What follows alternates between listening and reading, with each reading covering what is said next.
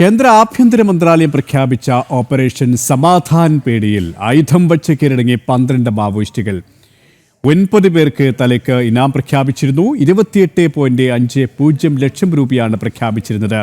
ഛത്തീസ്ഗഡിലെ ദന്തേവാഡയിലാണ് കീഴടങ്ങൽ. ഏതായാലും കേന്ദ്ര സർക്കാരിൻ്റെ നടപടികൾ ഓരോന്നായി വിജയം കാണുകയാണ്. കേന്ദ്ര ആഭ്യന്തര മന്ത്രാലയം പ്രഖ്യാപിച്ച ഓപ്പറേഷൻ സമാധാൻ പേടിയിലാണ് ഇപ്പോൾ കൊടും ഭീകരവാദികൾ മാവോയിസ്റ്റുകൾ ആയുധം വെച്ച് കീഴടങ്ങിയിരിക്കുന്നത്. 12 മാവോയിസ്റ്റുകളാണ് ഇത്തരത്തിൽ ആയുധം വെച്ച് കീഴടങ്ങിയിരിക്കുന്നത്. 9 പേർക്ക് ഇതിൽ തലയ്ക്ക് ഇനാം പ്രഖ്യാപിച്ചിരുന്നു. 28.50 ലക്ഷം രൂപയാണ് പ്രഖ്യാപിച്ചിരുന്നത്. ഇങ്ങനെ കൊടും ഭീകരരാണ് ഇപ്പോൾ ഛത്തീസ്ഗഡിലെ ദന്തേവാഡയിൽ കീഴടങ്ങിയിരിക്കുന്നത് എന്നതാണ് ശ്രദ്ധേയം.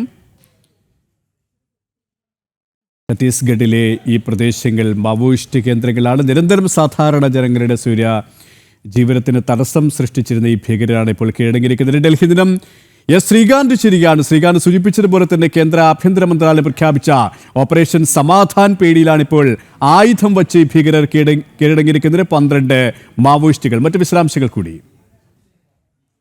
കേന്ദ്ര ആഭ്യന്തര മന്ത്രി പ്രഖ്യാപിച്ചതാണ് ഈ ഓപ്പറേഷൻ സമാധാൻ എന്ന മാവോയിസ്റ്റ് വിരുദ്ധ ഓപ്പറേഷൻ.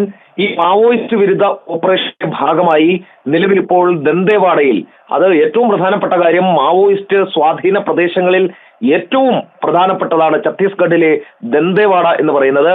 അവിടെയാണ് 12 മാവോയിസ്റ്റുകൾ ആയുധം വെച്ച് കീഴടങ്ങിയത്. അതിൽ 9 പേർ തലയ്ക്ക് ഇനാം പ്രഖ്യാപിച്ചിരുന്നവരാണ്. 28.5 ലക്ഷം രൂപയാണ് ഇത്രയും പേരുടെ തലയ്ക്ക് ഇനാം പ്രഖ്യാപിച്ചിരുന്നത്. അവരിപ്പോൾ കീഴടങ്ങിയിരിക്കുന്നു.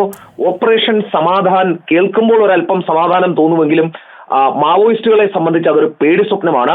കാരണം ഏത് നിമിഷവും CRPFന്റെയും അതോടൊപ്പം ഗ്രേ ഹണ്ടിന്റെയും ഒക്കെ വെടിയുണ്ട പാഞ്ഞെത്തും എന്നവർക്കറിയാം. പേരിൽ മാത്രമാണ് സമാധാനം, പക്ഷേ മാവോയിസ്റ്റ് ഭീകരതയുടെ വേരറുക്കുന്നതാണ് കേന്ദ്രമന്ത്രി അമിത്ഷാ പ്രഖ്യാപിച്ച ഓപ്പറേഷൻ സമാധാൻ. ശരി, ശ്രീകാന്താണ് ഡൽഹിയിൽ നിന്നും വിശദാംശങ്ങൾ നൽകിയത്.